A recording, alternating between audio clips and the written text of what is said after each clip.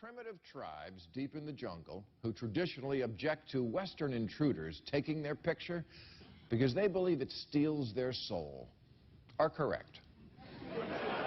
They were right all along. Taking pictures of everything absolutely does steal your soul. Look at these idiots on a gondola in Venice, missing out on Venice.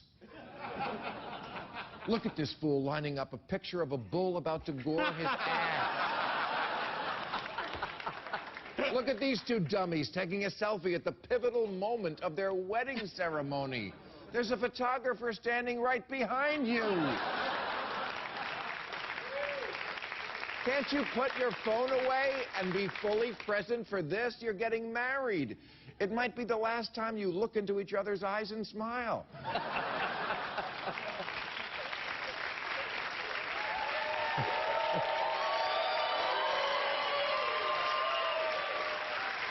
Yeah, something deeply stupid is going on in our culture, and although I'm sure there's a temptation on the part of millennials to say, I just don't understand it because I'm older. No, I understand it. It's not hard to understand, it's just fucking stupid. Look at these people. They traveled thousands of miles to take a shitty picture of the Mona Lisa, the most reproduced image in the history of the world. There's a postcard of it in the gift shop downstairs. This is the actual Mona Lisa. Look at it. Here's something even worse. And not just because the people in the shot think a man in a white dress has magical powers.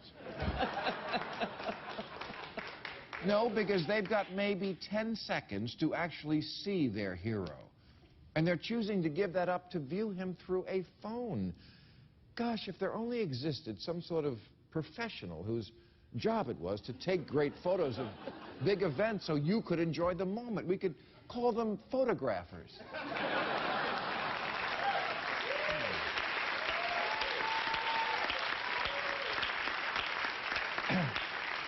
You know, if I met the Pope, I'd want to look him in the eye.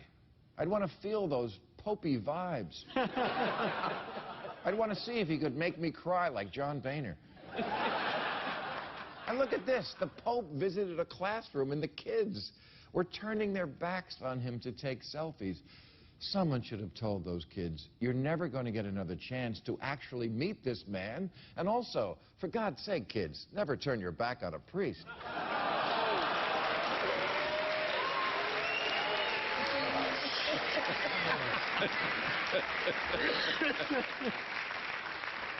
You know, virtual reality is great, but you know what virtual means? It means almost. Stop living an almost life. Walk down any vibrant city street today, and you'll see hundreds of people ignoring it while staring into their phones. In New York, there's something interesting to look at every 3 feet. A street performer, a peddler selling African art, a mime being murdered, a rat carrying a pizza, Bill Cosby coming out of a drugstore, Chris Christie fighting a rat for a pizza.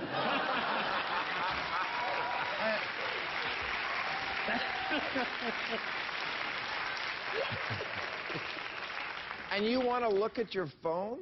Even when people do actually get together, they're not all there. Half the time you're out to dinner with people, they want the phone on the table just to check.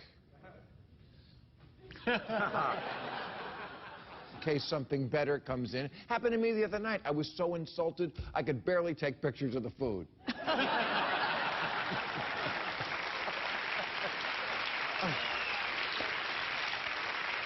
It would be like in the middle of talking to you fine people if I was also checking up on another audience. And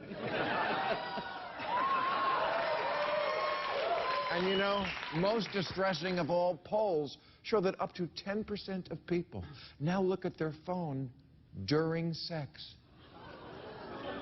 Call me old-fashioned, but I still think that during sex, the handheld device should be your dick.